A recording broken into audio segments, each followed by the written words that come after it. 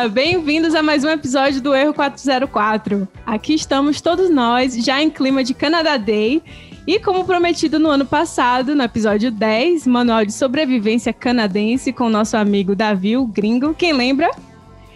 Para marcar esse momento de hoje, vamos voltar aos primórdios desse país para explorar a história não muito conhecida desse lugar e te contar fatos curiosos nunca antes comentados aqui no podcast. E para isso, trouxemos uma historiadora com uma vasta experiência no assunto, que desenvolve também projetos incríveis com outros educadores aqui no Canadá sobre conceitos ligados ao racismo, multiculturalismo e justiça social. Vocês já estão vendo aí que o papo hoje vai ser muito bom. Queridos ouvintes, nossos errantes, recebam a nossa convidada, Thaís Cabral. Palmas para ela. Aê! Muito obrigada. Seja muito bem-vinda, Thaís. Essa casa virtual aqui é sua, fique à vontade. E muito obrigada por ter aceitado o nosso convite. E além da Thaís e dessa pessoa aqui que vos fala, que se chama Camila, temos os de sempre participando do bate-papo hoje, Bruna. Oi. Lucas. Opa. E Menderson. Oi, eu. E nós somos o @Erro404 Podcast nas redes sociais. Thaís, eu acho que eu não fiz jus, assim, a toda a sua formação, a toda a sua bagagem, assim. Então se apresente pra gente mais, fala um pouco de você. É a primeira vez que eu tive que me apresentar para alguém em português, né? Quando eu te mudei um pouquinho do meu background, porque eu sempre acabo escrevendo em inglês. Na verdade, estou perdendo até minha fluência, né? Eu fiz algumas lives durante essa quarentena, mas eu tenho perdido a minha fluência em falar academicamente em português, né? Porque a gente, às vezes, acaba se treinando tanto, né? Para ser perfeito em inglês e para falar aquelas linguagens estruturadas, né? Que eles entendem, que eu enfim, tenho me perdido um pouco em falar em português. Tão bem quando eu falava, né? Com a erudição que eu falava no passado, né? Mas eu era professora de História no Brasil, né? Eu me formei na UERJ, eu entrei na UERJ com 17 anos. Eu fui cotista na UERJ, porque a minha família vem de meus avós vêm de uma região quilombola no Rio de Janeiro, aquela parte ali de Paraty, Trindade. Então, os meus pais têm status, e aí quando a UERJ começou essa parte de cota, eu entrei com cota, e sou muito orgulhosa disso, né, porque eu acho que essas ações afirmativas, elas fazem muita diferença na vida de várias pessoas. Meus pais nem terminaram o segundo grau. Eu fui a primeira filha de 5 filhos, né, eu sou a última filha caçula e fui a primeira filha a entrar numa universidade, e numa universidade pública. E mesmo, né, sendo cotista, eu tinha que me virar para me bancar, né? Na verdade, a minha família, depois de muita perseguição, né, dentro dessa região quilombola, foi para Petrópolis. Então, eu nasci em Petrópolis. Então, ir para o Rio de Janeiro, com 17 anos, ficar ali em Vila Isabel, né, que é um bairro não tão caro, mas também não é um bairro barato, foi muito difícil, mas naquela época ainda a educação no Brasil tinha mais recursos, então eu consegui bolsa e me destaquei muito, né? Me formei com... Meu CR foi 9.8, 9.7, eu me lembro que o meu diploma foi um diploma diferenciado. E logo que eu me formei, com 21 anos, em bacharelado e licenciatura, eu ganhei uma bolsa para ir para Portugal, e aí eu fiz o meu mestrado conjunto. Eu estudei em Lisboa, na Universidade Nova de Lisboa, estudei na Universidade de Bristol, fui para Sorbonne, fui para outras universidades, né, no chamado Erasmus, e fiz o meu mestrado em Ciência Política e Relações Internacionais. E desde muito cedo sempre trabalhei, né, porque tinha que me sustentar, então sempre trabalhei para vestibular comunitário. Lá em Portugal também eu trabalhava como guia de uma exposição sobre a história portuguesa, porque Portugal estava celebrando na época os 100 anos da República Portuguesa, em 2010, né? Foi quando essas exposições aconteceram. E aí eu aprendi inglês, né? Enquanto eu estava lá, porque eu tive que estudar na Inglaterra. E aí eu voltei para o Brasil e trabalhei lá também. Então, assim, lá no Brasil eu tive 7 anos de experiência como professora, trabalhando com história, sociologia e filosofia. E aí, em 2014, eu vim para cá com o meu ex-marido. Ele veio para fazer doutorado aqui na UBC. E eu vim com ele, né? E aí comecei a minha saga para virar professora aqui. E foi muito difícil, não foi fácil. Com toda essa experiência, com toda essa bagagem, com todo o inglês. A gente migrou muito rapidamente, né? A gente chegou aqui em setembro de 2014. Já em março de 2015, a gente era PR, né? A gente conseguiu, pelo Federal Skilled Worker Program, naquela época, entrar, né? Foi o último batch em 2014, né? Porque trocou logo para o Express Entry, né? E aí acabou que, como a gente estava conversando no início, né? Ele não aguentou, porque, enfim, era muita pressão. Como imigrante, a gente tem muita dificuldade de se sentir acolhido, de sentir essa coisa de pertencer a um lugar. Ele tinha um emprego muito bem sucedido na UFRJ, né? Ele também era muito pobre, né? Veio de uma família muito pobre, que não, né? Os pais sem educação. Então, ele era muito orgulhoso de tudo que ele tinha alcançado, e ele falou para mim, olha, Thaís, esse sonho de desbravar o mundo, de falar outras línguas, foi sempre seu, nunca foi meu, né? Enfim, eu quero voltar. E aí foi quando a gente se separou, se divorciou, e eu fiquei, e ele foi embora. Em 2018 eu me tornei canadense, e demorou uns 4 anos. Em 2018 também foi quando eu me tornei professora. E aí eu tive que fazer algumas matérias aqui de história canadense, geografia canadense, literatura inglesa, fazer de novo a minha prática de ensino. E fui muito curioso, porque a minha história com o Canadá começa assim, né? E vai do micro para o macro, né? Porque eu mesmo tendo essa história de ser cotista, de ter vindo de uma família que nunca teve acesso à educação, de ter vindo de cidades menores e depois ter caído no Rio, eu nunca passei por um preconceito assim direto ligado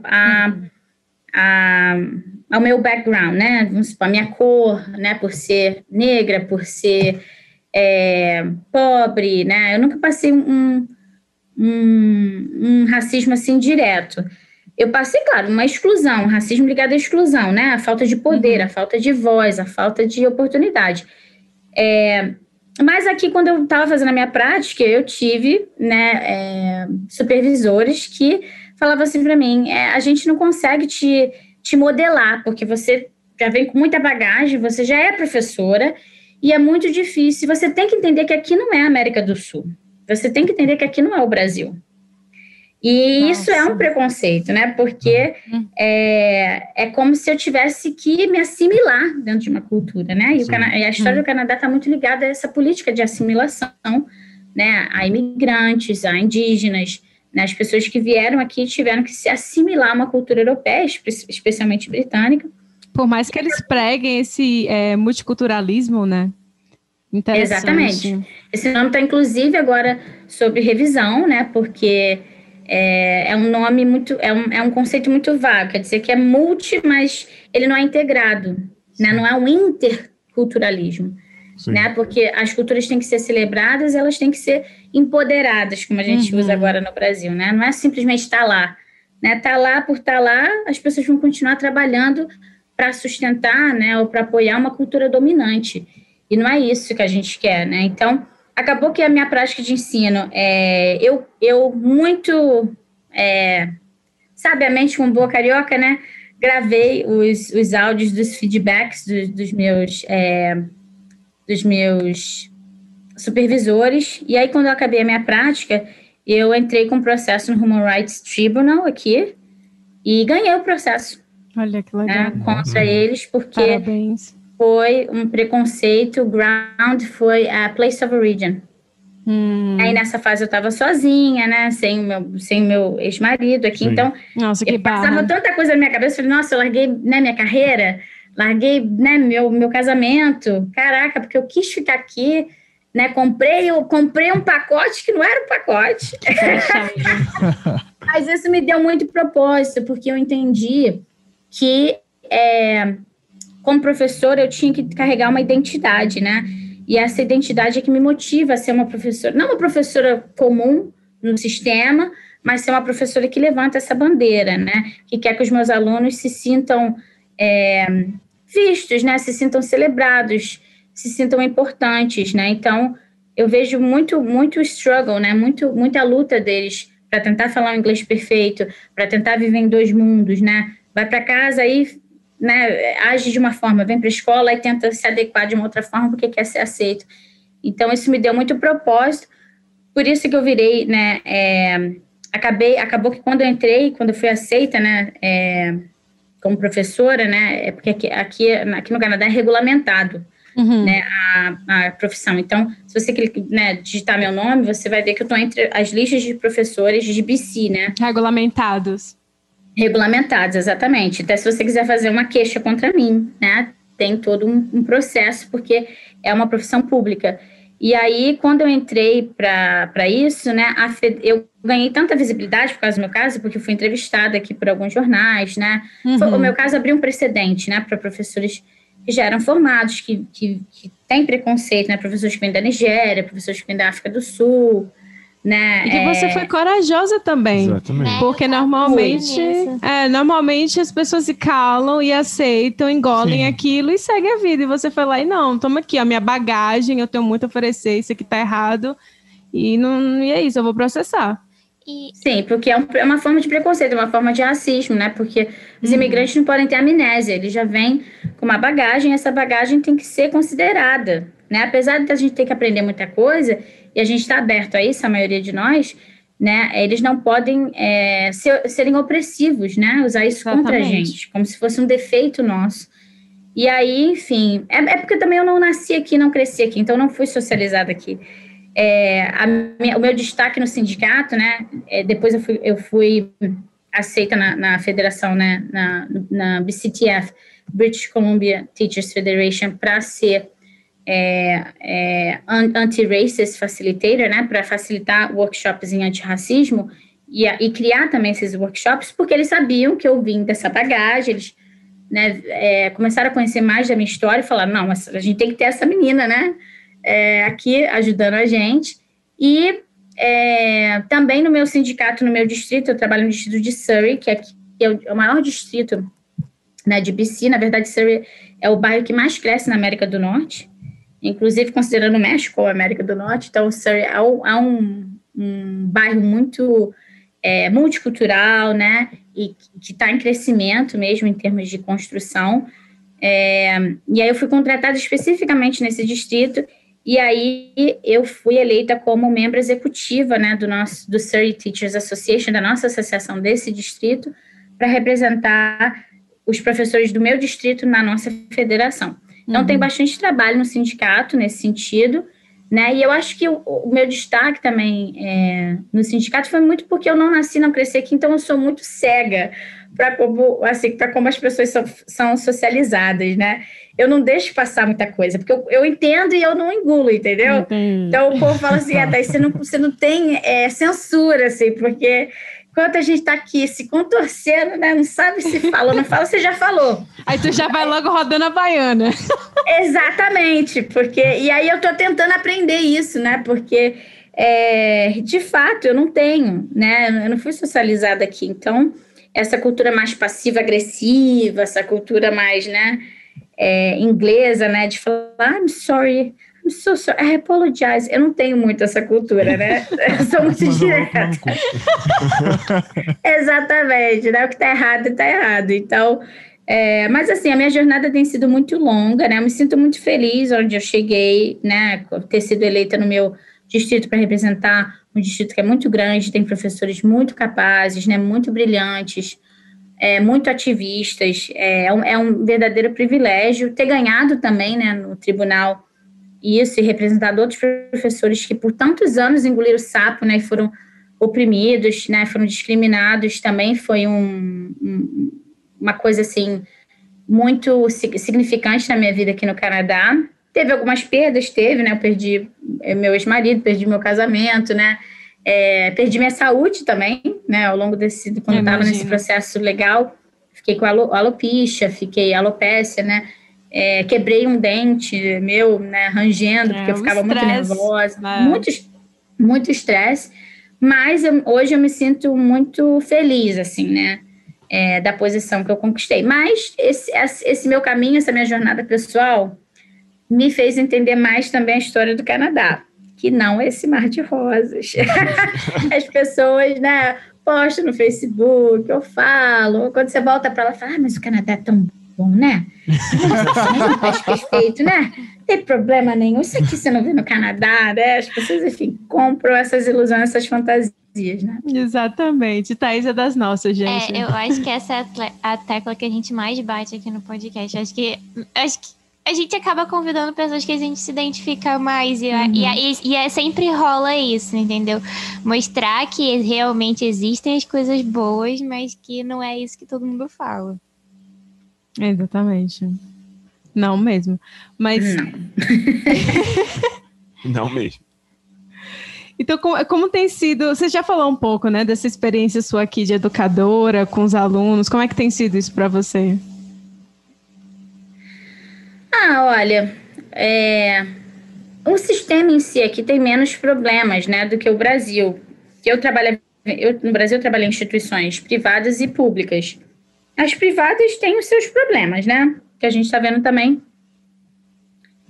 digamos assim, essa cultura mais autoritária, né? De menos autonomia do professor, né? Essa coisa de passar as pessoas, às vezes sem condição, né? De passar, aquela pressão do pai, né? E a coordenadora meio que, né? Tem toda aquela hierarquia que meio que tira a autonomia do professor. Mas ali ainda tem uma certa qualidade, um certo controle. Claro que a educação no Brasil ela é muito conteudista, né? Apesar da gente ter o Paulo Freire, toda essa pedagogia da liberdade, né? Contra a pedagogia do opressor, a gente acaba sendo escolarizado dentro desse currículo conteudista, né? O que não deveria ser.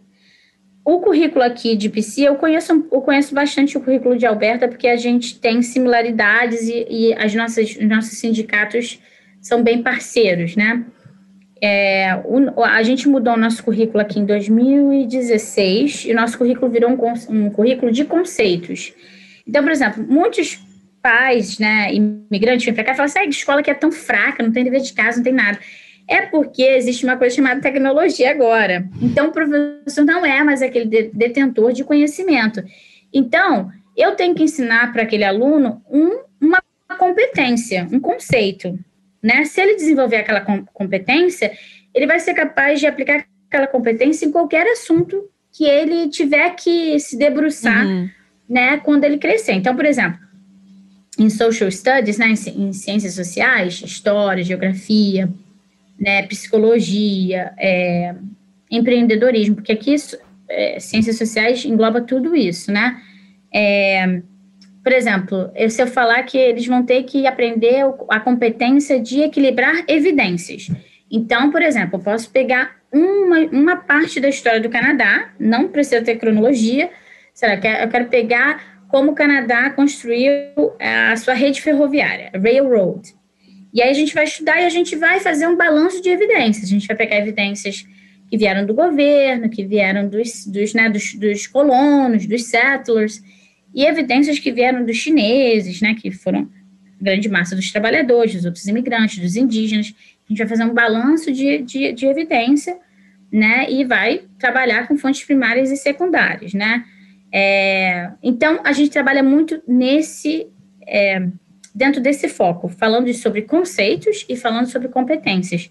E aí os pais, eles não conseguem entender, porque eles falam assim, tá, mas eu quero que ele decore a página, que ele saiba tudo isso, saiba a data, e ele não está aprendendo, né? E porque se ele aprender que em tudo que ele tem que olhar evidência, eu posso estar falando sobre fake news, sobre Trump, sobre qualquer coisa, ele vai falar assim, não, mas eu tenho que aplicar aqui um conceito chamado evidência. E eu tenho competência para aplicar esse conceito, então eu vou ter que olhar esse artigo aqui, mas esse artigo que vem da Fox News, eu tenho que pegar outros artigos e outras fontes. Mas quem são os envolvidos? Quem são os personagens? né? Qual é a audiência aqui? Quem é o público direto, sabe? Então, são competências. Então, independente se ele está aprendendo sobre a Segunda Guerra Mundial, né? Ele vai ter que aplicar essas competências. Então, a gente ensina na base de conceito e competência. Isso para um pai imigrante que foi, por exemplo, eu tenho muitos alunos indianos em Surrey, e eles falam para mim, olha, lá na Índia, a gente apanhava. Se meu filho estiver ruim, você seja dura com ele. Eu falo, pai, olha, não me dá poder, pai. Eu gosto de poder, mas não me dá poder, pai. Mas eu não posso fazer isso. Mas eu estou falando para você que a gente está aprendendo aqui essas competências, então fica tranquilo, né? Mas o pai quer aquela coisa conteudista, porque a gente, todo mundo foi educado nessa levada, nesse né? estilo. Nesse estilo, e não é assim. É uma coisa muito mais, eu acho, inteligente, porque realmente o aluno pode ir ali no celular e descobrir tudo sobre aquele assunto. Então, para que eu ficar amassando ele com conteúdo? Né? A gente sabe que a gente não consegue prestar atenção mais do que, sei lá, meia, uma hora. A gente não consegue. Nós adultos, né, estudados. Imagina o adolescente, no máximo uns 20 minutos ali prestando atenção. Às vezes você já está na aula, o aluno traz alguma coisa que você nunca nem viu. Daqui, professora, olha aqui, eu sei disso, você fica, menina, onde foi que você encontrou isso? Porque aqui, Camila, isso é muito bom que você tá falando, porque aqui também tem uma outra coisa que é muito freiriana, né?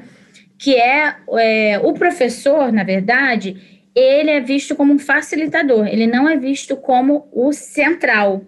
Então, é student-centered, então é tudo centrado no aluno. Então, por exemplo, quando a gente vai estudar Segunda Guerra Mundial, eu selecionei Segunda Guerra Mundial. Então, eu selecionei lá as competências. A gente vai falar sobre evidência, vai comparar continuidades, descontinuidades, vai falar sobre justiça social, né, competências dentro de justiça social. Aí eu falo, o que vocês querem aprender sobre Segunda Guerra Mundial? Aí, vamos supor, eu tenho uma comunidade filipina muito grande na minha sala de aula. Aí, o aluno fala, eu quero aprender sobre a participação das Filipinas na Segunda Guerra Mundial. Então, ótimo, a gente vai aprender sobre isso. Que legal. A gente vai aprender sobre lá, a Alemanha contra a Inglaterra, vai aprender aquilo ali vai vir nas nossas discussões. Mas a gente vai focar, né, naquilo que aquele grupo quer aprender, porque aquilo é importante para eles. E isso é uma coisa muito do Paulo Freire, porque o Paulo Freire, ele né, conseguiu alfabetizar uma grande parte, né, da população do interior do Brasil, que era adulta, porque ele falou, não, você já sabe ler e escrever, só que você não colocou junto. Mas vamos lá pegar, em vez de ABCD, vamos pegar as palavras que você sabe. É tijolo, é marreta, é enxada? Então vamos separar essas sílabas e vamos, né? Isso empoderou eles, isso, né, deu capacidade para eles também ali entenderem outras coisas e correrem atrás, né, e se sentirem ali, digamos assim, os detentores de conseguir adquirir o saber, né? O saber não vem de mim, o interesse parte deles. Exatamente, é você que vai desenvolver, né? Onde a gente está agora, né? Todo mundo aqui. A gente teve professores que foram lá e estimularam aquilo, né? Acenderam aquela luzinha, mas a gente foi lá e correu atrás, desdobrou aquilo, né? Então, é muito mais nesse sentido. Eu sempre faço isso nas minhas turmas, né? Eu vejo ali a população, eu começo a entender, né, me relacionar com os alunos, entender o que é importante para eles, e ali a gente define o currículo. O que a gente vai aprender? Mas você acha que isso é uma coisa que acontece aqui no Canadá, ou você acha que também vai acontecer no Brasil no futuro devido à tecnologia e tudo mais que está evoluindo? Olha, Bruna, aqui no Canadá não acontece assim do jeito que eu tô falando, né? Porque o currículo mudou em 2016 e ainda tem muito professor ainda no antigo currículo. Entendi. É um currículo inclusive também na faculdade, tá? Porque eu já peguei professor conteudista aqui na época do Ciências Sem Fronteiras. Gente... Exatamente. Tem muito professor old school aqui e aí a nossa obrigação aqui como união, né, como sindicato, também é educar eles, né, porque essas mudanças têm que acontecer, elas são para melhores, né, são para a nossa evolução aí em termos de educação, para a gente não perder nosso espaço, né, para a tecnologia está comendo muita coisa, né, muito trabalho, enfim, não é imigrante, né, é tecnologia, então a gente também conscientiza esses professores. Então, assim, aqui já está sendo uma batalha para a gente fazer esses professores entenderem que eles têm que montar um currículo, não é chegar ali, repetir, né, aquele conteúdo, aquele papelzinho ali do ano passado, né? Vão aprender isso, aquilo. Você tem que ir ali estabelecer uma relação com os alunos, entender aquela comunidade, entender o que os alunos querem aprender. Aí você monta um currículo, monta as competências, monta os conceitos que todo mundo democraticamente concordou em estudar, né? Então, aqui no Canadá já está sendo um processo, aqui, pelo menos em BC, já está sendo um processo, assim, bem árduo, né? Porque você ainda tem uma galera antiga para se aposentar que, enfim, tem uma certa resistência. No Brasil, eu acho que, assim, eu já dei palestra, por exemplo, no Brasil, para as escolas que eu trabalhava, sobre as diferenças, né, entre currículos e as diferenças entre educação no Brasil e no Canadá. E aí é sempre uma pergunta que sai, né, praticamente esse é o centro do bate-papo. E aí eu acho que o problema maior do Brasil em tentar aplicar um estilo de currículo, né, um estilo de pedagogia assim, centrado no aluno, né, centrado em competências, em conceitos, é o vestibular, né? A gente teria que reformar... A gente teria que reformar, teria que ter uma maior equidade nesse sistema, né, do primário, né, do secundário para o ensino superior. Se a gente conseguisse mudar essa estrutura, né, a gente conseguiria mudar também o currículo e como esse currículo ele é entregue, né, como isso acontece. Sim. Então, no Brasil é mais estrutural o problema, né? Tá pensando porque eu acho que o vestibular é uma forma meio arcaica ainda de você meio que amassa todo conhecimento ou comprovação de conhecimento que o aluno tem uma prova só, sabe? E desleal também, né? Desleal, mas... Tudo que você conseguiu decorar. Mas não sei outra forma também, não sei se eu sou meio sem informação também, mas não consigo. Olha, Lucas, tem muitas formas, porque, por exemplo, eu não tô nem comparando aqui porque eu acho que aqui é melhor, né? Mas eu acho, por exemplo, eu tenho alunos que são muito criativos em termos de arte. Eu tenho aluno que fala para mim, Miss Cabral, eu não consigo escrever. Não consigo escrever uma redação, não consigo escrever. Você vai me dar ali uns prompts, mas eu não gosto de escrever. Eu gosto de gravar vídeo. Posso gravar um vídeo? Aí eu vou mostrar ali, eu vou ligar o presente no passado, vou percorrer umas artes aqui urbanas de uns indígenas, vou fazer umas ligações. Posso fazer um vídeo criativo? Pode. Posso fazer um portfólio? Pode. Posso fazer uma pintura? Pode. Posso fazer uma poesia? Pode. Contanto que você me apresente que você entendeu todos esses conceitos e todas essas competências aqui, pode. Eu vou te apresentar meu rubric. O rubric é né? Eu não sei se vocês já viram, mas é uma lista de critérios onde eu vou te falar como eu vou te avaliar e onde eu vou te avaliar, o que eu quero ver no seu trabalho, mas a gente tem formas de aprender que são diferentes. Tem gente que gosta mais de ler, tem gente que gosta mais de escrever, tem gente que é super artístico, né? Tem gente que é mais digital, que é mais tecnológico. Então, assim, a gente também tinha que... eu sei que algumas universidades dos Estados Unidos, eles abrem espaço para candidaturas onde, né, você pode aplicar pode demonstrar a sua candidatura, né, na hora da sua aplicação, você pode entregar o pacote da sua aplicação da maneira que você quiser, no formato que você quiser.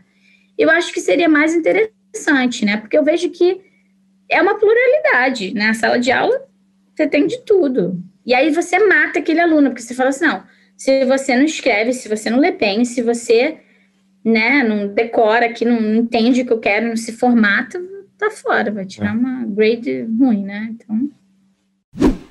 Mas, gente, então, vamos partir para a história? Vamos entrar aí? Tá ótimo, mas se a gente continuar, a gente nunca entra nessa parte. E como a gente já falou, nós somos bastante leigos, assim, tirando o Menderson, que ele já falou que ele não é tão leigo assim. Realmente, o Menderson, ele adora história. Eu sou leigo, sim. Mas ele tá sempre, eu acho que aqui dos 4, ele que tá sempre mais antenado, lendo as notícias e falando com a gente. Não, é porque eu gosto de história. E ele gosta de história, eu também gosto, mas ele tá sempre ali, trazendo o que tá acontecendo, os protestos, o que ele viu no noticiário, uma matéria que ele leu e tal, então ele acaba estando mais por dentro, assim. Mas eu tenho certeza que, assim como eu, Bruno e Lucas, nossos ouvintes também não estão muito por dentro desses acontecimentos históricos aqui, tirando aqueles que a gente procura para gravar algum episódio, que são coisas bem pontuais, né? Aquelas curiosidades, fulano que veio para cá e deu o nome de Calgary e tal, umas coisas assim. E aí o que eu queria te perguntar para iniciar quem foi a primeira pessoa que viu esse pedaço de terra tomado de gelo lá no meio do mar e falou assim, que ideia legal, hein? Vamos morar ali?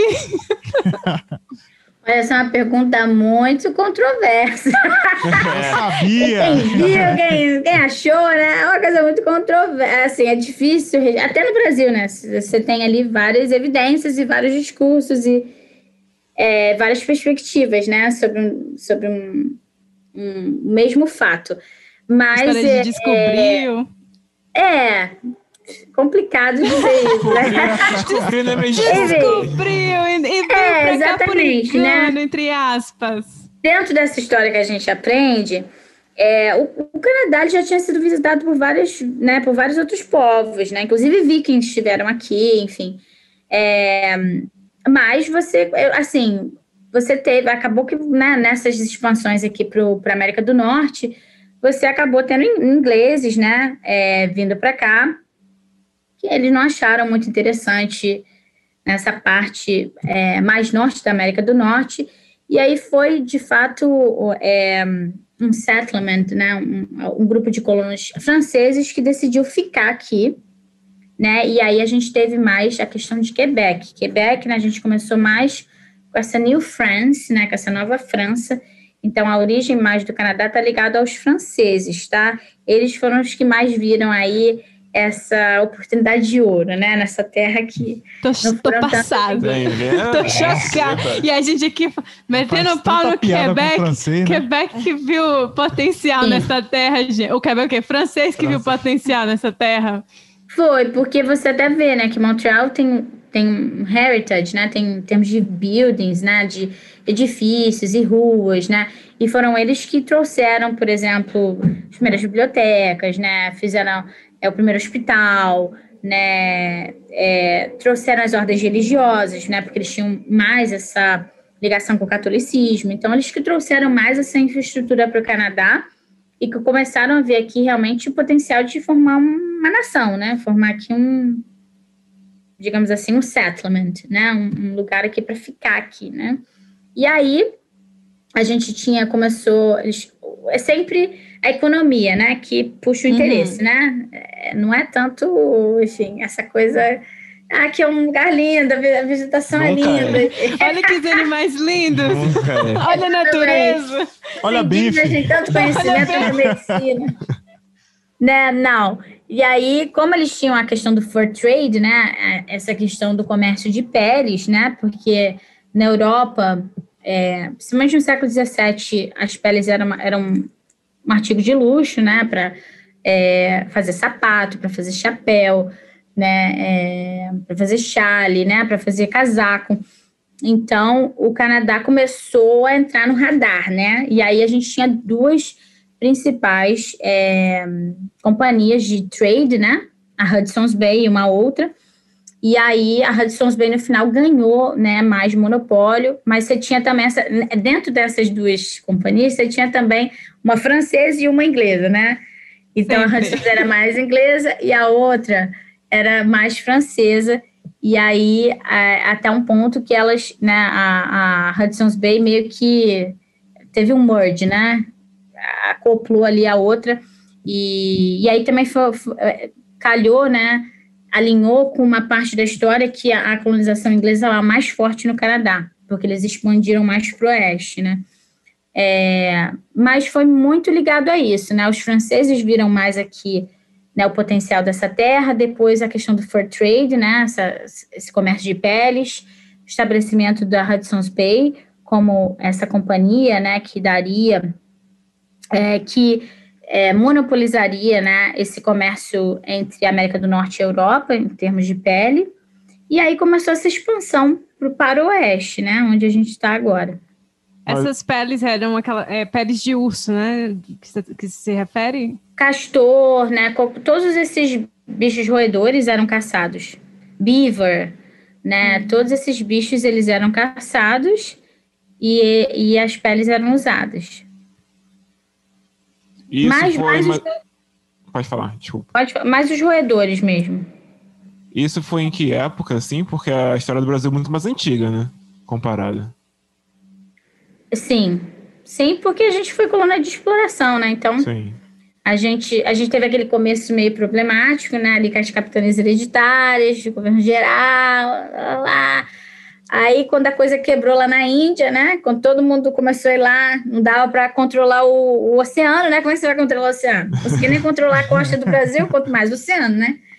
E aí, a gente já teve uma colonização mais efetiva, né? A partir de 1600, né? 1600 e pouco, a gente teve uma colonização mais efetiva e também ali a troca da mão de obra indígena para mão de obra africana, né? Uhum. Aqui no Canadá, a gente vê essa colonização em 1600 e pouco também, né? Mas ali mais na Nova França, em New France, mais ali em Quebec, tá? Ali, a partir de 1700, é que o bicho pega, que aí a gente vê mais essa digamos assim, essa intenção mercantilista, né? Ligada às peles e ligada mais a Hudson's Bay ali. E é uma Entendi. colonização inglesa mais forte, né? Eu tinha até uma curiosidade nisso. Existiu escravidão aqui no Canadá? Não como no Brasil e não como no sul dos Estados Unidos, né? Porque não existia economia para isso. Mas, por exemplo, o próprio primeiro-ministro do Canadá, né? Sir Macdonald, ele é considerado um senhor de escravos, porque ele tinha familiares que tinham, né? Que tinham escravos.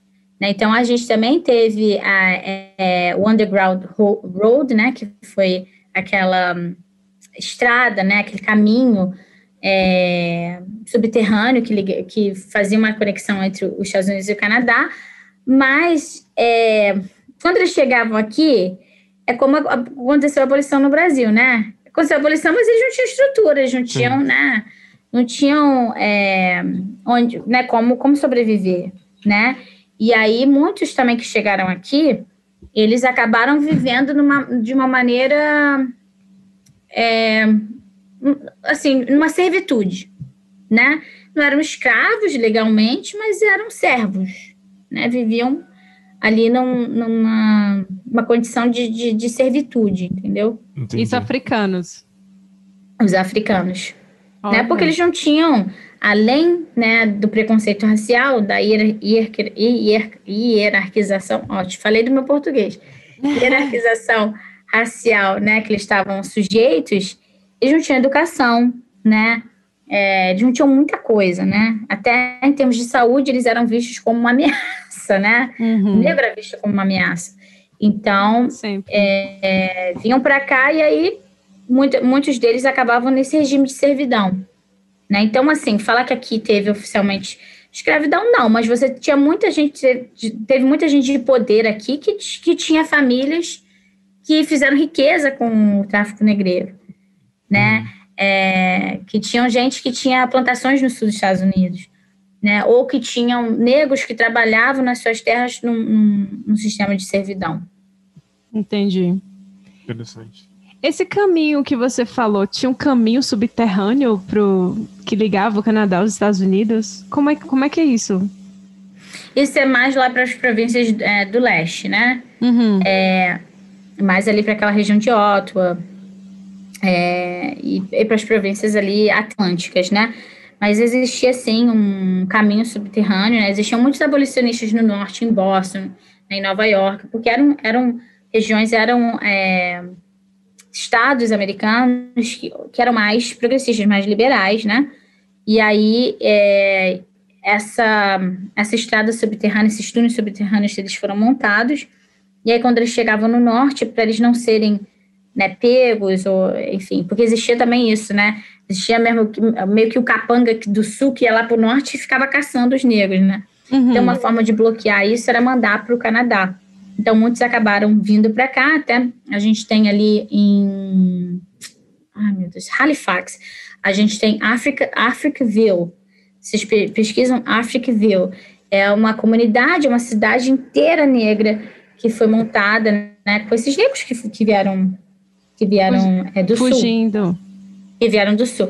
Exatamente. E essa Africville foi completamente destruída. Nossa. E agora tem um projeto de restauração, de reconstituição dessa cidade que era muito viva, né? Que tinha muita cultura, que tinha muita... Enfim, tinha muita riqueza, né? E que, por um projeto colonial, foi destruído. É interessante você falar dessas coisas, porque eu estava até lendo no site oficial do governo, porque eu fui atrás da história oficial que eles passam. E aí eles falando que quando os europeus, os primeiros colonizadores que chegaram aqui e viram várias nações indígenas bastante organizadas, cada especializada em uma atividade diferente, dependendo da região que eles estavam, um negócio assim, bem bacana, e de repente, chegou o colonizador europeu, e aí depois disso, eles comentam assim que começou a ter muita, como é que fala? É uma relação de comércio de europeus com os indígenas e tal. E aí eu fico perguntando, será mesmo? Assim, o que aconteceu? Porque realmente, quando você olha no mapa, uma vez eu olhei o mapa da First Nations, né, as primeiras nações, e você vê uma diversidade incrível de povos aqui. Sim. E é uma coisa que não é comentada. Hoje você tem pessoas que, antes de dar alguma apresentação aqui, aí comentam, estamos nas terras, e aí fala que foi a terra de tal, dos povos indígenas, né? Ele vai falando cada um, mas ninguém tem muita noção do cenário que eles encontraram quando esses colonizadores, né, vieram para cá. Não se fala muito nisso. O que você tem para comentar assim? Quem são esses indígenas, esses povos nativos que moravam aqui? Como você falou, são muitos. Eu coloquei no chat para vocês um site que é muito interessante. É native-land.ca. E se você clicar, você vai ver o mapa da América do Norte. Eles não são muito bons para identificar tribos e nações na América do Sul. Eles estão tentando, né? Eles até pediram uma parceria para a FUNAI. Eles até estão reclamando que a FUNAI não está colaborando muito com essas informações. Mas você vê que, como é um site canadense, né, uma iniciativa canadense, a parte da América do Norte é bem precisa, né? Vendo. Uhum. Então você vê que cria muita nação. Tudo isso aqui é nação? Uhum. Tudo essa nação indígena que tinha aqui. Eles querem muito montar no Brasil, porque eles sabem, por exemplo, o Ceará tinha muito indígena, né? Eles sabem que ali no Nordeste é muito indígena, né? Então eles querem melhorar, né, em termos de data, né, em termos de informação, eles querem melhorar a parte do sul, mas o mapa não é tão bom no sul, mas a parte do norte eles são muito bons. Todo coloridinho, o mapa. Todo coloridinho. E aí, se você colocar o seu endereço, você vai ver o território de que nação indígena você está. Então, assim, por exemplo, né, quando eu faço certos workshops que a gente dá na BCTF, a gente usa esse mapa aí, né? Porque a gente faz esse acknowledgement, a gente faz esse reconhecimento, né? E eu não sei em Alberta, mas aqui as terras são unceded. E aí, quando a gente fala unceded territories, a gente está falando que essas terras nunca foram vendidas, nunca teve nenhum treaty, né? Nunca teve nenhum tratado, então elas são roubadas, né? Legalmente. Exatamente. Mas no site do governo tá lá falando que as relações eram de comércio, né? Não era muito... como se fosse algo amigável. Foi amigável, né? É como no Brasil, né? A gente fala ali do escambo. Teve que ter o escambo inicialmente, teve que ter essa relação, porque eles não conheciam o território. Quem vai caçar esses bichos, né? Que eu falei, para fazer, que tinham as peles. Uhum. Quem sabia fazer trap? Quem sabia, né? A geografia, quem sabia como pegar esses animais? Os indígenas. Então, eles precisaram dos indígenas. Então, muitos que trabalhavam na Hudson's Bay e na Northwest Company, né, a Trade Company, eram indígenas, né? Porque eram eles que sabiam. Só que é aquela coisa, como os canadenses fizeram com os chineses quando eles construíram a ferrovia, né? Eles ganhavam menos, eles não sabiam a língua. né, em termos de justiça do trabalho, né, se acontecesse alguma coisa, eles não tinham direito a nada, então eles eram muito passados a perna, né, e eles começaram também, muitas dessas trocas que foram feitas, foram trocas, assim, eu troco por álcool, eu não te dou dinheiro, eu troco por álcool, né, e isso também destruiu a economia indígena, porque a economia indígena, eles tinham uma economia entre eles, né, por exemplo, agora no verão, quantas tipis não se encontravam aí entre BC e Alberta e eles se uniam e eles conseguiam falar uma língua do outro, né? Não existia fronteira nos Estados Unidos, né? Não existiam as fronteiras que existem agora, mas eles se uniam, né? Em pontos estratégicos aqui, né? Em montanhas estratégicas, eles se uniam fazer um grande festival de solstício de verão, que vai ser agora na segunda-feira, né? Amanhã. Sim. Dia 21 de junho, e eles ali tratavam de questões econômicas, né? Falavam como a gente vai assegurar aqui, né, o búfalo, como a gente vai assegurar aqui, né, o manancial de água, como é que está passando, se está com alguma doença, teve alguma epidemia, está com algum problema, né? Então, eles tinham essas organizações, e esse comércio de pele desestruturou muito a economia deles também, e introduziu, né, apresentou coisas que foram muito nocivas, muito nefastas para as comunidades indígenas, como o álcool, né? E, por exemplo, tem histórias de indígenas que, por exemplo, eles eram tão enganados que o álcool os cegava, né? Era um álcool que, enfim, não era um álcool... Era metanol. Isso, né? Então, nossa. Exatamente. Então, nesse início, você teve muito isso, né? Mas tem algum indício, agora só de curiosidade, de ter algum indígena líder que era contra essa troca? Existe, assim, historicamente, pessoas que eram contras e coisas assim? Bem de curiosidade. Existem vários contras, Lucas. É uma boa pergunta, porque você teve um Métis, né? Um Métis que o Louis Riel, que foi o fundador de Manitoba, né? Ele foi o fundador dessa província, e os Métis, eles são um mix, né? De francês e inglês com indígenas, e ele foi um grande líder, né? E ele realmente queria, nesses tratados, ele queria assegurar muita coisa para as comunidades indígenas, né?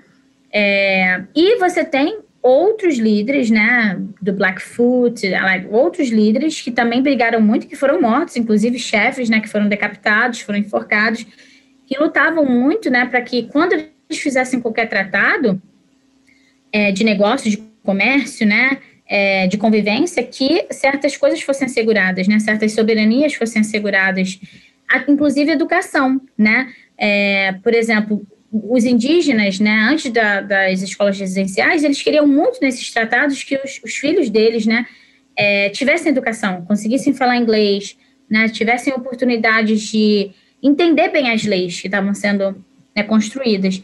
E aí o governo, muito, muito cedo, né, reconheceu que ele não ia ser capaz de cumprir, né, todas as promessas que eles estavam fazendo, porque isso ia demandar muito dinheiro. Então, eles começaram a delegar isso para as igrejas. Então, não, eu vou dar para a igreja presbiteriana, a igreja católica, aquelas igrejas ali, vão cumprir essa parte no tratado, né? E aí, a educação que foi dada para essas crianças foi uma educação que não era a educação das escolas regulares, porque as crianças indígenas não aprendiam o currículo, né? Elas não aprendiam inglês, matemática, não aprendiam isso, elas aprendiam a trabalhar, eram escolas industriais, né? Então, em termos de escolaridade, elas estavam muito abaixo, né, das crianças que iam para educação regular. E o governo passou outras leis também, onde criou essa separação de famílias, né, onde as famílias não podiam ir nas escolas, as crianças não voltavam para as suas casas, não voltavam para as suas famílias, essas escolas eram isoladas, e o que deu lugar a muito trauma, muito abuso, né, muita violência. Então, foi parte, né? Porque eles também eles não eram contra o comércio, mas eles impuseram regras, né? Tá bom, vai ter esse comércio, né? Eu entendi o que você quer da minha terra, mas, né, em contrapartida, você vai ter que assegurar isso pra gente. Então, assim, na verdade, a história do Canadá é uma história onde, né, eles vieram com aquela estrutura britânica, né, da Revolução Inglesa, né, de um constitucionalismo, né, de democracia, de liberdade, Mas, na hora que eles vieram para cá, eles quiseram, né, impor uma cultura branca europeia, dentro daqueles padrões, né, do século XIX e do início do século XX. Daí, muitos tratados, aqui em BC a gente não tem tantas nações que fizeram tratados, mas muitos dos tratados que foram feitos, principalmente ali em Saskatchewan e Alberta também, muitos dos tratados os indígenas fizeram no sentido de nós queremos participar dessa sociedade, nós queremos entender essa sociedade e a gente quer, né, participar dessa sociedade em pé de igualdade, então a gente vai assinar. Só que os colonos, né, os brancos, viram na assinatura desses tratados uma oportunidade deles excluírem eles. Falaram, não, aqui a gente tem um papel, de acordo com as nossas leis, com o nosso constitucionalismo, né, com a nossa ideia de lei e ordem, que eles estão assinando aqui. Exatamente, né? Só que como isso foi cumprido, né? Foi cumprido de uma maneira muito injusta, né? E de uma maneira muito violenta, né? Sim. Foi um genocídio cultural e físico, né? Porque, na verdade, o projeto era de realmente eliminar essa galera, né? E foi nessas escolas que foi até no nosso último episódio, né? Que a gente comentou sobre as notícias que estavam tendo aqui no Canadá, que foi aquele escândalo lá, que acharam os corpos. 215, aqui em Kamloops, né? Acharam 215 corpos de crianças enterrados, né? Num cemitério clandestino. Coisa que as famílias indígenas sabiam, né? Porque muitos deles, né? Onde está meu filho? Desapareceu, não está onde? Não está no hospital, não tem nenhum registro, né? Onde que foi parar essa... Então, eles denunciavam isso, né? Você tem documentos que provam que o RCMP foi chamado várias vezes para ir lá e olhar o problema, né? Para investigar. O que é o RCMP? O que seria RCMP? RCMP. Royal Canadian Police. Royal Canadian Police. Sim. Eles, na verdade, eram um dos agentes que puxava as crianças, né? Eles na verdade, eles iam lá e pegavam as crianças. Sim. Tiravam as crianças era da família. força. Sim, porque, na verdade, essa polícia, ela foi montada, né? Ela foi formada para, de fato, controlar o indígena, né? Controlar essas diferentes raças que estavam vindo para o Canadá. Então, por isso até que eles também consomem muitos nossos workshops, porque eles sabem a raiz racista, né? Que eles foram criados. A polícia em geral, né? A polícia, até no Brasil, depois da abolição, quem foi lá para reprimir, né? Quem foi dado poder? Qual foi a instituição que foi dada poder, né? Para cumprir a ordem que está lá, né? Na nossa bandeira. Foi a polícia, né? Então, tem uma origem muito colonial, muito racista, né? A polícia em geral. E aqui, eu pelo que eu li, assim, parece que a polícia aqui teve meio que o papel que os bandeirantes tiveram no Brasil. Eu vejo muito disso, de que a polícia montada saiu de Manitoba. Aqui em Calgary, eu estava lendo esses dias sobre essa história, que foi o pessoal que veio de Manitoba para cá, e aí eles criaram um forte. Então, tem muito disso, eles vão desbravando, criavam o forte, e aí acabava que atraía pessoas, né, que começavam a povoar ali aquela região e tal. Então, como você falou, eles têm um papel muito forte nisso aqui. Sim. Até porque eles vieram dessa região, porque essa região foi uma região quente de revolução, né? Com Louis Riel, com os Métis. Então, eles tiveram que... ali eles tiveram que se organizar estrategicamente, né? Sim. Porque eles tinham... Porque o Louis Riel, na verdade, ele fez isso, ele montou, né? Fundou Manitoba, ele conseguiu muita coisa para os Métis, mas depois, quando o Canadá se tornou uma confederação, em 1867, o que aconteceu? Ele voltou e ele tentou de novo fazer uma revolução, pedindo certos direitos ali para os Crees, né, para os indígenas que são da nação Cree, e para os Métis. E ali ele perdeu, né, ele não conseguiu e ele foi executado. Então, realmente, nessas regiões você tem uma história do RCMP de muita violência mesmo, né. Eu cheguei a perguntar se teve algum líder que era contra, porque assim, quando eu fui, eu tenho essa imagem muito clara na minha cabeça, porque quando eu comecei, bem antigamente, quando eu comecei a estudar a história do Brasil, quando eu fui Alfabetizado não, depois. Não alfabetizado, foi depois já. Quando me ensinaram... Parceirinho meu, também tá com Alzheimer. Quando começaram a me ensinar sobre a história do Brasil e começaram a introduzir o termo de escambo, eu lembro muito o professor na época, nem sei quem é, nem lembro quem era, dando o exemplo que o índio dava um serviço para os portugueses lá no Brasil, isso, e aí os portugueses davam um espelho. Então a imagem que eu tinha nisso, que os índios eram meio burros, assim. Mas agora, com a cabeça que eu tenho, eu sei que não era isso, eu sei que não era tão simples assim. Então foi por isso que eu perguntei, porque aposto que na época eles tinham ideia do que estava rolando, mas que realmente no poder de fogo, aí os europeus vinham, mas eu não sei, né? Com a superioridade bélica, sem dúvida, né? Até quando você vê aí, né, quando eu tô falando dessa segunda revolução do Louis Riel, né, e dos outros chefes se opondo e tentando negociar, eles querem assegurar muito essa questão da soberania, mas também muito essa questão da comida para eles, né? Porque muitos morreram de doença e de fome mesmo, né? De pobreza. As comunidades indígenas aqui são muito pobres e o governo sempre fez de tudo para que eles ficassem isolados, né? Para que eles não tivessem outra alternativa, mas em ceder às pressões do governo, né, em assinar tratados.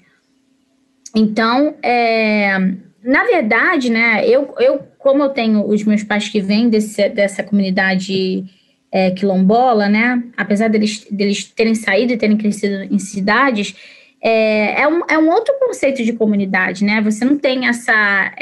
como a gente fala, o índio, ele não trabalha para viver, né? Ele não vive para trabalhar, ele trabalha para viver. Né? A ideia capitalista é você viver para trabalhar, né? Não trabalhar para viver. Então, por exemplo, eles não têm... Não é quer dizer que ele não é materialista, né? Que aí também dá espaço aí para os bolsominions de plantão falar, mas o índio tem celular, o índio tem montado ali, né? Claro, porque assim como o português, né? Não é um português mais navegador, um português mais colono, né? Um português mais analfabeto, ele é um português agora, né? Letrado, europeu, tá na União Europeia, né? O índio também, né? Ele teve que se adaptar aos tempos, né? Ele não é mais esse índio selvagem, né? Isso também é uma visão muito colonial e racista, né? Então, na verdade, essas fotos que a gente tem, na verdade, os livros, eles são muito racistas, né, Lucas? É uma revisão que a gente está passando. Sim. Os monumentos, as pessoas que a gente, né, celebra, que a gente comemora, que a gente lembra, os nomes das ruas, tudo isso está passando uma grande revisão aqui em BC, né, especialmente aqui em Vancouver, tá? Até o Canada Day aqui está sendo cancelado, né? A gente vai ter um feriado, mas não vai ter nenhuma celebração. Comentamos sobre isso. Aqui em Alberta, inclusive, o Premier por dias, quando foi anunciar, porque dia 1º de julho eles vão tirar todas as restrições que está tendo, né? Por causa da pandemia e tal. E aí perguntaram o que ele vai fazer em relação a isso, porque tem as províncias, como aí, por exemplo, BC, que estão cancelando o Canada Day, as celebrações e tal, com esse escândalo aí das escolas residenciais, e aí ele tirou de tempo. Já tirou, não, porque vai ter, assim, né, coisa político. A gente sabe como é. Então, aqui em Alberta... Sim, vocês estão com o Premier que tem um nível de aprovação muito baixo, né? Ele não tá... Ele tem que estar sendo bem estratégico agora, né? Porque ele está em hot waters, né? Ele não está sendo muito popular. Ainda mais aqui, né? Nessa província bastante conservadora. Extremamente.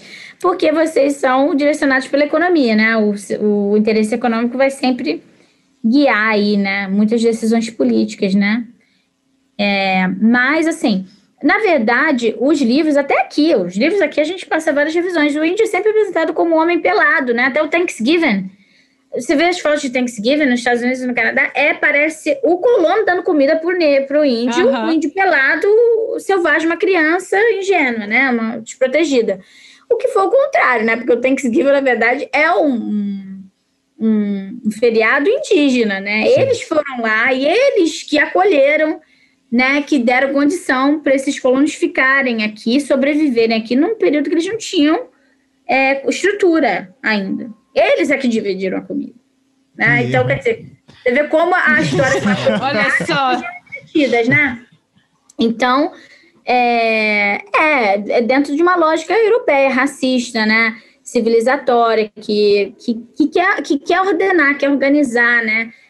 Quer botar a mulher num eixo, né? Numa estrutura, né? A mulher vai ser esposa, vai casar, vai ter que se comportar desse jeito vitoriano, né?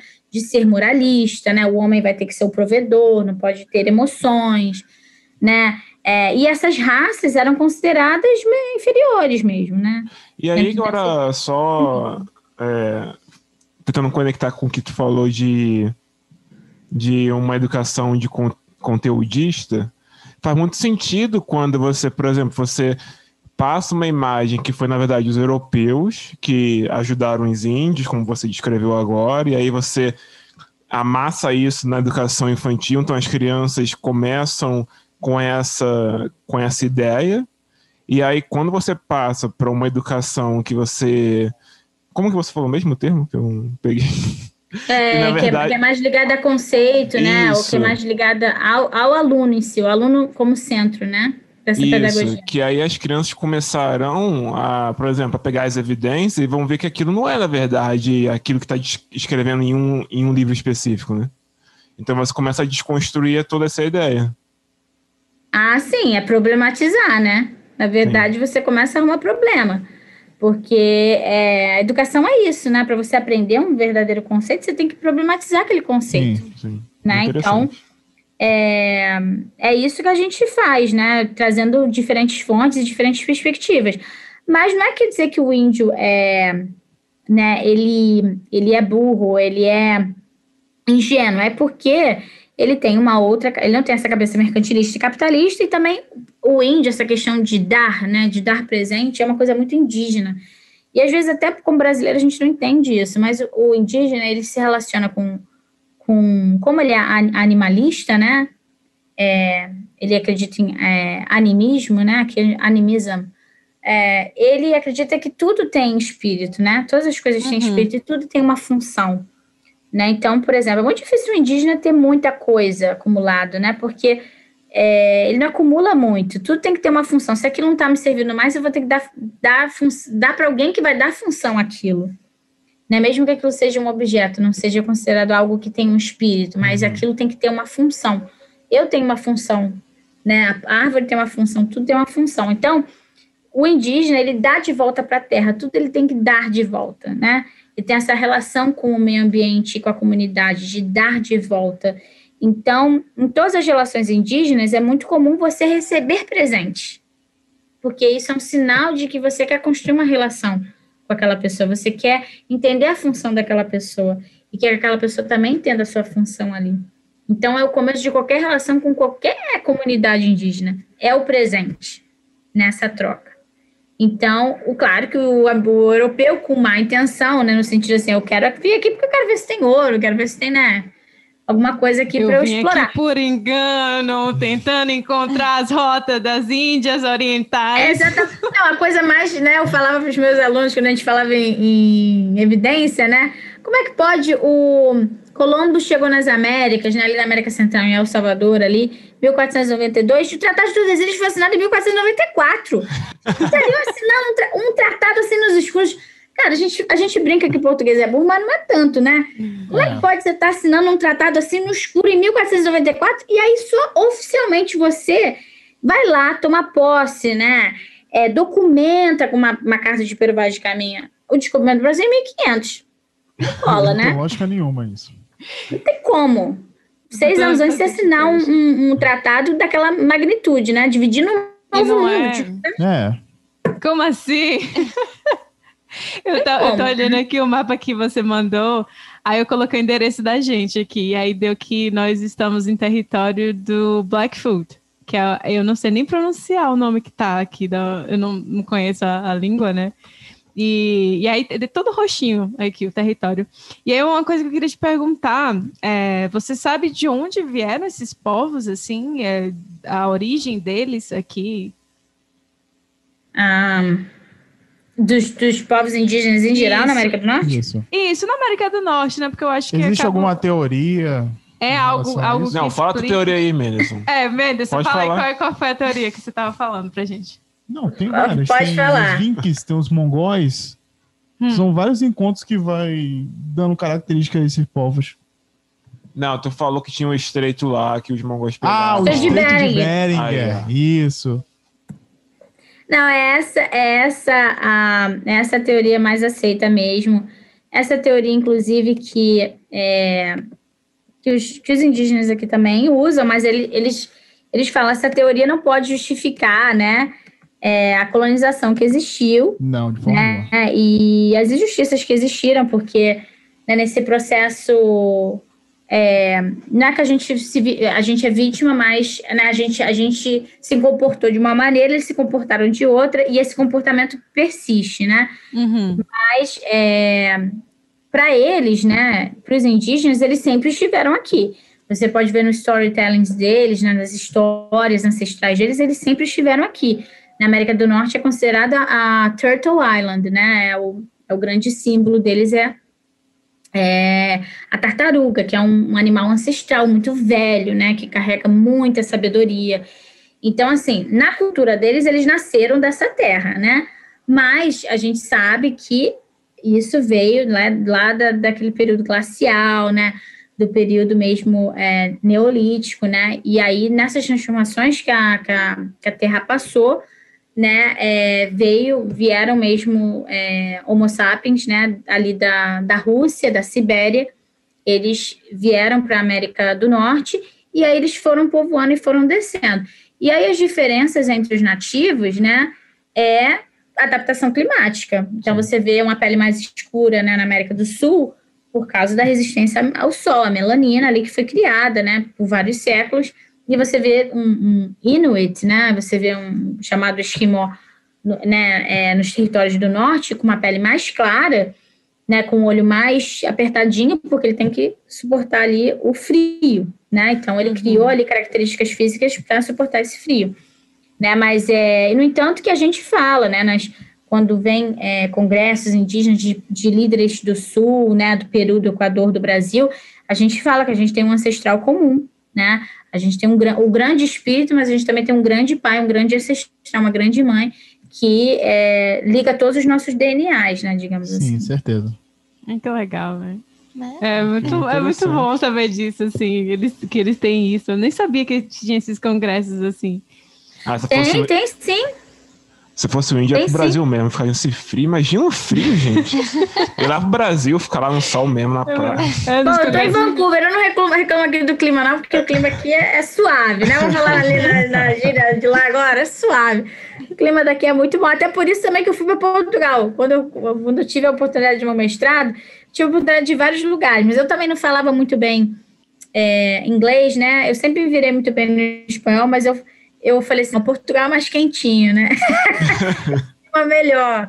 Mas aí Alberta, o buraco é mais embaixo, né? Eu nem reclamo aqui de Calgary. A gente tem o Chinook, tá tudo certo. É mais complicado. Eu não reclamo daqui não, porque aqui tem um clima muito temperado, muito chuvoso, mas muito temperado, assim, não fica nesse frio, né? Uhum. Aí de vocês de menos 40... uma coisa assim, desumana. Mas a gente, nesses congressos, é muito interessante, porque a gente fala desse ancestral comum, a gente fala desse DNA comum, a gente fala das lutas comuns, né? Dos nossos valores com a terra que foram perdidos, né? Dessa conexão, dessa sustentabilidade com a terra que foi perdida. Mas a gente também fala muito dessa união entre o condor e o eagle, né? O condor e a águia, no sentido de que a gente tem que... como povos racializados, a gente tem que começar a reverter as narrativas, sabe? Falar, tá errado, porque vocês falam de uma lei, falam de uma constituição, falam de conceitos aqui que vocês pregam, mas não praticam, nunca praticaram, né? Então, tá na hora da gente ocupar esses espaços onde também as decisões estão sendo tomadas, né? E começar a falar, não, peraí, mas você sabe como é que aquela comunidade é afetada e o que de fato eles precisam?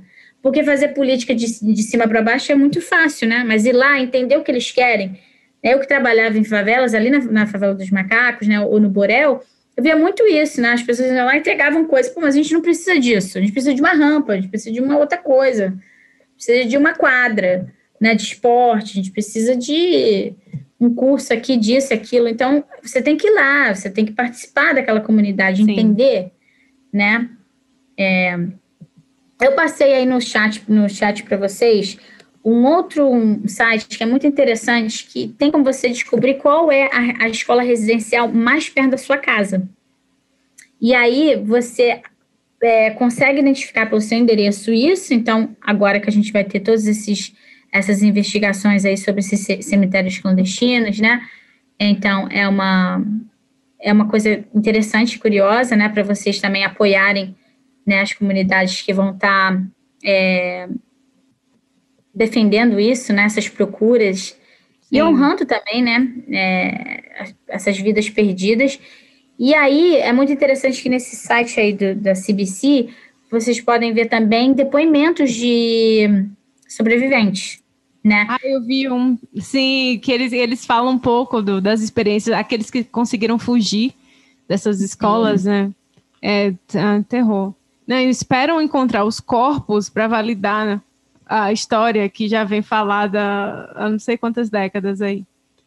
Exatamente, né? Mas é muito interessante porque eu acho que quando a gente fala assim que o Canadá é esse país tão progressivo em termos de direitos humanos, eu não vou te dizer que não é. O Canadá tem sim o seu mérito. Por exemplo, em 2008 é o primeiro país que criou uma comissão de Truth and Reconciliation, né? Então é o primeiro país que quer começar a olhar para essa questão indígena, né? Começar a olhar né, para essas injustiças feitas no passado. Foi o primeiro país, por exemplo, que reconheceu essa questão da migração chinesa, né? Eles pagaram uma recompensa para o head tax, né? As pessoas que tiveram que pagar head taxes e que foram injustiçados, que ganharam menos, né?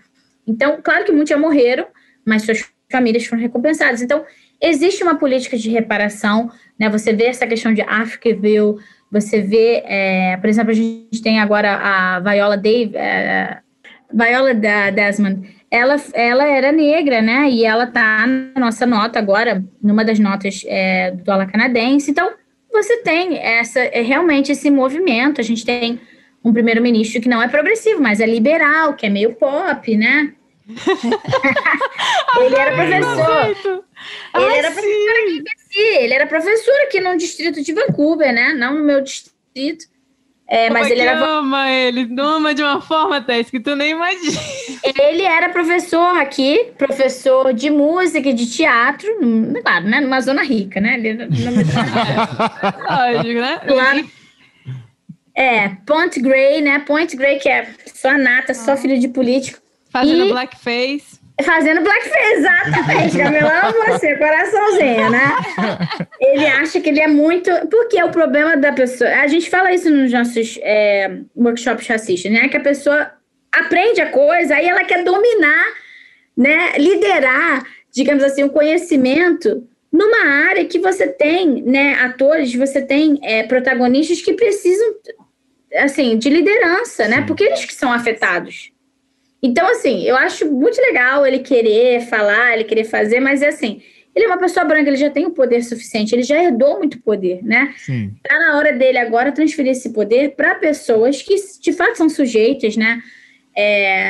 As consequências de tudo isso que aconteceu e deixar elas falarem sobre as perspectivas delas, com o conhecimento delas, com a vivência delas, né? Então, quando a gente fala de privilégio, é muito difícil a pessoa também entender que, ela, às vezes, ela entende o erro, mas ela ainda não quer, assim, dividir o poder, né? Sim. Dividir o privilégio dela. Então, é uma outra batalha que a gente tem aqui. Eu acho que o Trudeau, ele é esse cara pop, né? Ele é bonito também, né? Eu vou fazer um Ele é feriado pra celebrar. Caramba, né, cara? Você me dá mole na hora, né? Opa! Vira liberal agora. Pode ser socialista, não dá, não. Não dá sangue. Mas, enfim, a gente precisa mudar essa política, né, muito liberal, que fala e faz pouco, né? Mas o Canadá tem sim, né, comparado com a Nova Zelândia, comparado com a Austrália, comparado com os Estados Unidos. Nossa, a gente está à frente em termos de legislação, mas ainda tem coisa para fazer, muita coisa. Sim, sempre terá. Eu sempre vejo aqui as pessoas comentando, né, sobre essa questão, o governo dá dinheiro para os indígenas e aí eles bebem esse dinheiro. sempre, muita gente falando, assim, logo quando eu cheguei, eu acho que foi uma das primeiras coisas que eu escutei, porque é o que você vê... Acho que você tem uma pergunta do IELTS. I think no speaking test tem uma pergunta, não fala do indígena, fala assim, você acha que é justo essas pessoas, todo o dinheiro que é pago para assistência social? Tem uma pergunta do IELTS que é nisso aí. Tem. Nossa. Tem, que eu já treinei muita pergunta do IELTS nisso aí. E aí você tinha que dar a sua opinião. Que tal? E aí você vê isso aí, tudo que você falou, isso é reflexo de tudo de toda essa história aí. Então você vê bêbados, os indígenas lá nas estações, pedintes, nessa situação assim.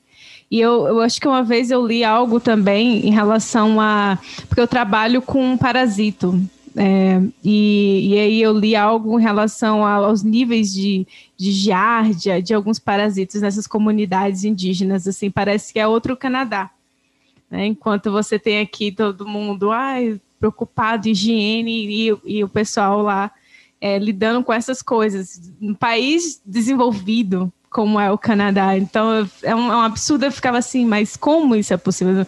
Então, o governo não está vendo isso? O que está acontecendo? E aí... Sim. O dinheiro tem, a questão de prioridade, né? Você tem muitas comunidades, por exemplo, perto ali em Quebec, né? Quando você faz ali aquela transição com os territórios do norte, né?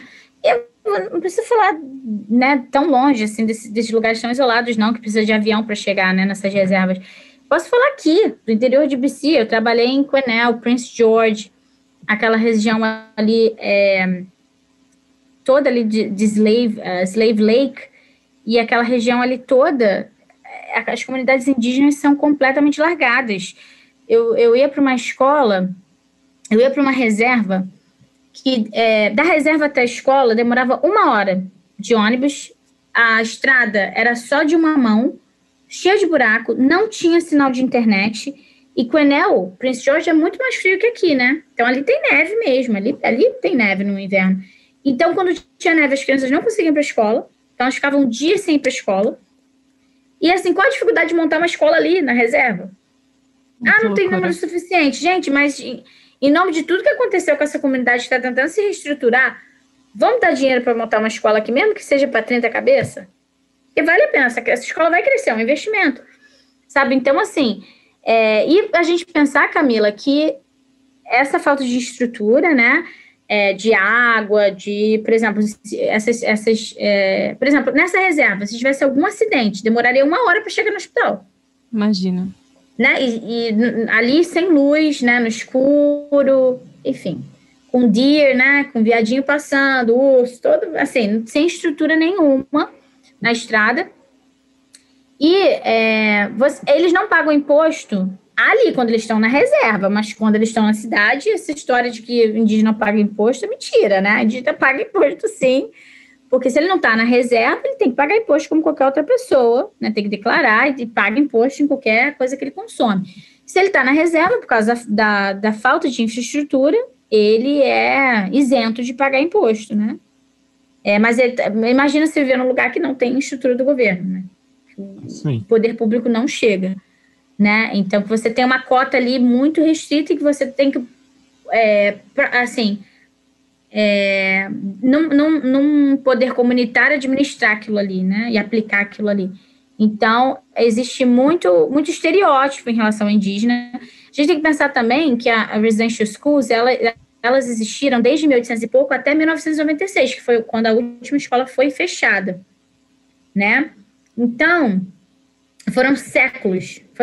Os indígenas colocam que foram 7 séculos, 7 gerações de residential schools. Eles falam que vão demorar 7 gerações, ou seja, se uma geração tem, em média, 30 anos, então 30 vezes 7, 210 anos, para começar a fazer essa reconciliation, essa reparação, né? Então, hoje em dia, a gente vê mais crianças no foster care do que a gente ever viu em residential schools. Só para você ver como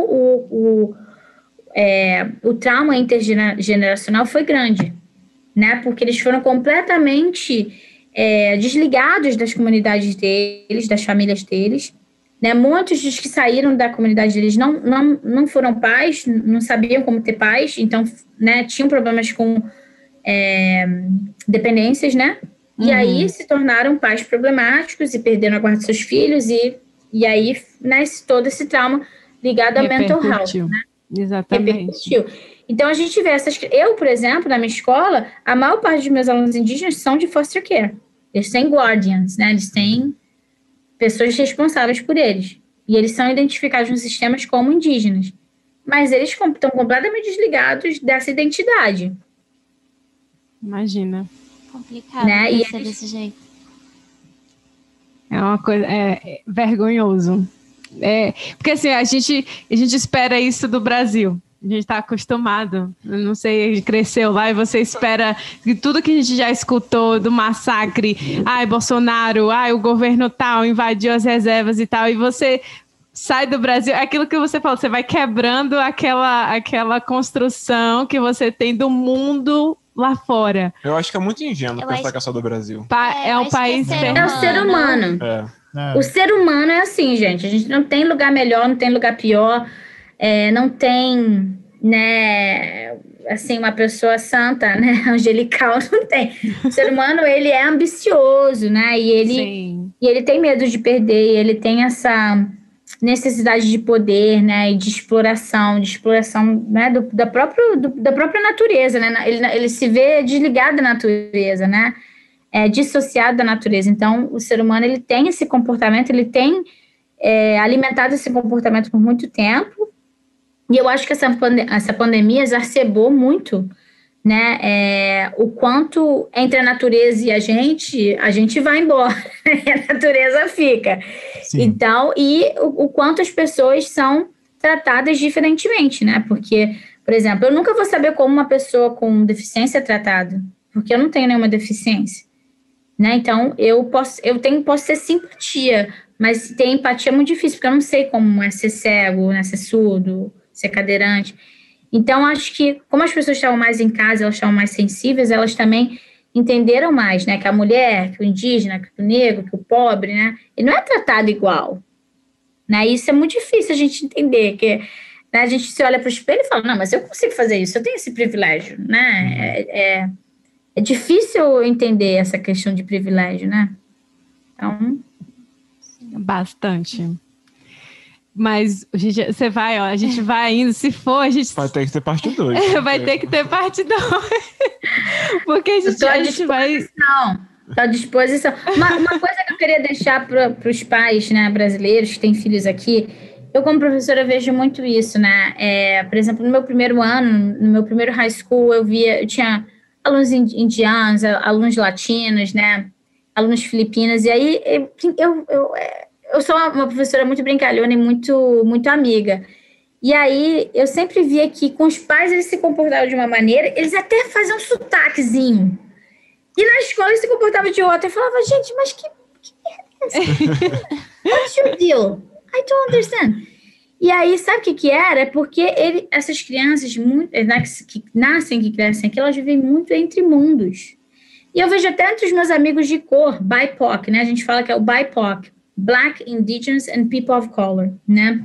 Porque Black e Indigenous a gente diferencia porque até os indígenas, eles acreditam que os negros aqui não são settlers. Eles foram obrigados a estar aqui. Eles foram kidnapped, né? Eles foram sequestrados. Então, você tem muitos teóricos indígenas que veem os negros não como settlers, mas como... né, pessoas que acabaram vindo para cá e foram forçados a vir a estar aqui, né? Então, eles são diferenciados dessa categoria.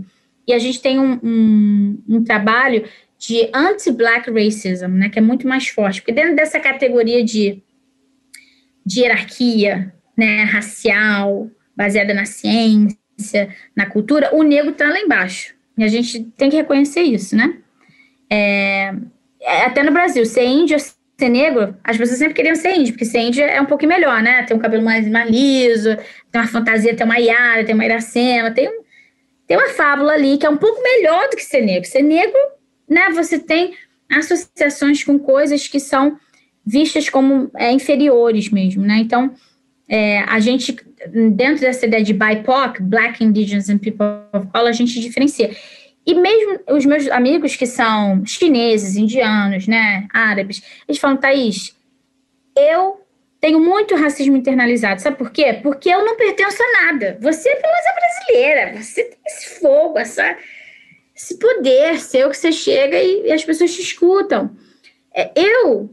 Eu vivi a minha vida toda tendo que code switch. I code switch the entire time, né? E aí, quando a gente conversa, a gente fala, thank God, now I can speak freely. Eu posso ser eu posso falar, né, do escroto lá, daquele homem branco arrogante, sabe? Então, assim, as pessoas que crescem aqui, que nascem aqui, e se um dia eu tiver filho aqui, eu vou ter muita atenção a isso, porque a identidade, ninguém pode te dar uma identidade, né? Ninguém vai falar qual é a minha, onde eu celebro a minha identidade negra, onde eu celebro a minha identidade indígena, onde eu celebro qualquer parte europeia que eu tenho minha. Ninguém vai falar onde está a minha brasilidade. Eu é que vou montar isso, né? Se eu cultuo os orixás, se eu faço coisas xamânicas, né? Se eu participo de alguma comunidade que tem um fundo comunitário indígena, eu que vou, na minha vida, exercer isso, né? Então, ninguém pode falar, porque às vezes eu falo para os meus amigos, nobody can tell you how Chinese you are, how man you are, how woman you are, né? Porque as pessoas começam a questionar, mas você não é homem com H maiúsculo, não é mulher, por quê? A gente tem estereótipos, né? Se você não, então, assim, é difícil, é igual o indígena, a gente estava falando aqui, mas o indígena que não tem arco e flecha não é indígena. É indígena sim, desculpa te falar, né? Então, é complicado, mas eu vejo que o povo que cresce aqui, eles vivem numa batalha muito grande, né? E é uma coisa muito opressiva internamente, que atinge mesmo o mental health deles, porque é como se eles falassem assim, cara, eu passei a minha vida inteira tendo que aproveitar melhor as oportunidades que os meus pais não tiveram, porque os meus pais eram imigrantes, vieram com um sotaque, vieram, né, sem nada, e foi me dada essa oportunidade de ser bem-sucedido. Então, eu tive que aprender, eu tive que me embranquecer, né? A verdade é essa. E aí, eles falam, cara, você vive num limbo, porque você volta para o seu país lá, da sua comunidade, dos seus antepassados, se você não se sente parte deles, você também não se sente canadense, e você não se sente também branco.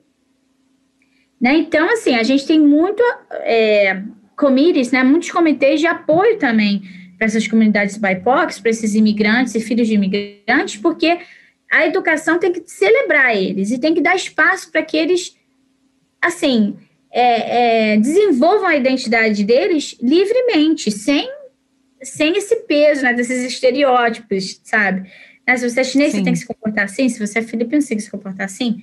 Se você é africano, né, nigeriano, sei lá, da Etiópia, você tem que se comportar assim. Então, eu acho que a minha mensagem para quem é brasileiro e tem filho aqui é muito isso, né? Para sempre celebrar a sua própria cultura. Essa questão de muitos pais falar, eu não quero que meu filho aprenda português. Tem que aprender sim, porque a gente tem estudos, né, em neurologia, em psicopedagogia, que fala que uma criança que aprende 2 línguas, ela vai demorar mais a falar, mas ela vai conectar mais neurônios, ela vai ser mais rápida, né, a desenvolver pensamentos e a entender as coisas. Então, assim, aprender uma segunda língua não é só bom em termos sociais, mas em termos também neurológicos, né? Então, é isso, é celebrar, é valorizar a sua cultura e deixar com que a própria criança se auto-identifique, né? Mas não se sinta pressionada, né, a performar ali um tipo canadense, um tipo brasileiro, um tipo, sabe? Porque eles vivem em 2 mundos, né? Eu vejo muito isso. Oi, gente! Nosso bate-papo com Thaís não termina por aqui. Semana que vem, a segunda parte vem aí. Fiquem ligados. Nós somos o @erro404 podcast nas redes sociais. Sigam a gente lá e comentem sobre o que estão achando desse episódio. Até semana que vem. Tchau!